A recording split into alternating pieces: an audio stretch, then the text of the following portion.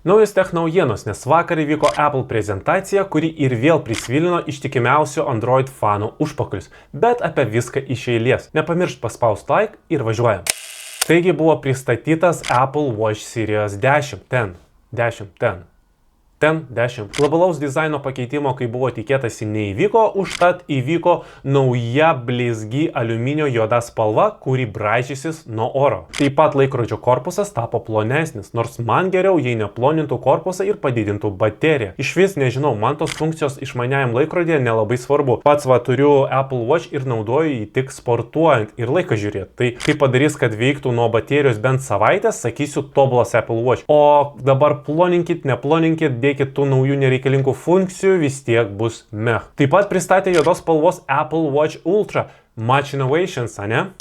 Toliau ausinės. Buvo kalbama, kad Apple atnaujins AirPods 3 ir pridės triukšmų slopinimą. Bet Apple nebūtų Apple, jei nepadarytų AirPods 4 dviejų versijų. Ir jei norit su triukšmų slopinimu, teks primokėti. Asmeniškai turiu AirPods 3 ir man jie žiauriai patinka. Labai dažnai naudoju, nors perkant svarsčiau, ar tikrai reikia, bet tikrai daugiau naudos iš AirPods nei iš Apple Watch. Taip pat neblogai atnaujino AirPods Pro, o AirPods Max gavo tik naujų spalvų ir USB-C jungtį. Tada Apple parodė naujus iPhone 16 ir 16 Pro. Man asmeniškai patiko, kaip atrodo iPhone 16. Fainos spalvos ir tas spalvos paryškinimas prie kameros labai gražiai atrodo. Atsirado naujas kameros mygtukas, kuris leidžia ne tik greitai įsijungti kamerą, bet ir mygtuko pagalba valdyti kameros nustatymus, kas mano manimu turėtų būti gan patogu. Atnaujino ir pagrindinę iPhone 16 kamerą, dabar į 48 megapikselių, bet paprastam režime fotografuos 24, bei galės daryti dvigubą priartinimą 12 megapikselių. Ir dabar nereikės papildomos kameros su dvigubu priartinimu, kaip yra manajam iPhone 12 Pro. Antrą kamerą su plačiu objektyvu šiek tiek paturbino, bet ne tiek, kiek iPhone 16 Pro. Ten ši kamera taip pat gavo 48 pikselių sensorių. Pagrindinė kamera irgi 48 megapikselių ir dabar mažesniam iPhone 16 Pro trečia kamera taip pat priartina 5 kartus. Nors praeitais metais tokia kamera buvo tik Pro Max versijoje. Taip pat Pro versijos gali filmuoti 4K 120 kadrų per sekundę, tas pats atskiras kameros mygtukas bus ir čia, rėmeliai aplink ekraną sumažėjo, tad Pro versijų ekranai truputį paaugo. Apie Apple Intelligence, jų dirbtinį intelektą nematau prasmės pasakoti, nes daug kas iš to Lietuvoje vis tiek neveiks. Na ir spalvos Pro versijų tokios gan kuklios - juoda, balta, sidabrinė ir auksinė.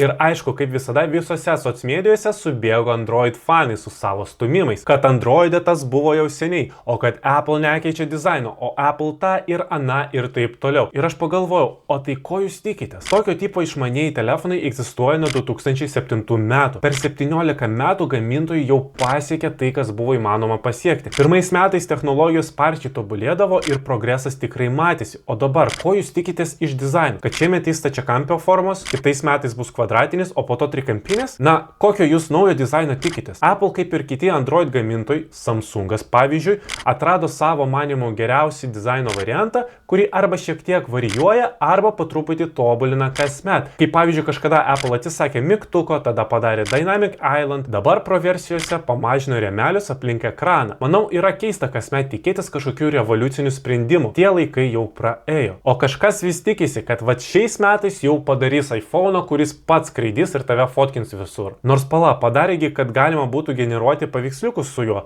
tai techniškai jis jums gali prigeneruoti paveiksliukus su jumis. Jei patiko šis video, spausk like ir dalinkis komentaruose, ką tu apie tai manai. Pirksi naują iPhone'ą? Ką manai? Ar atėjo jau man metas atnaujinti mano iPhone 12 Pro ar dar palaukti metus?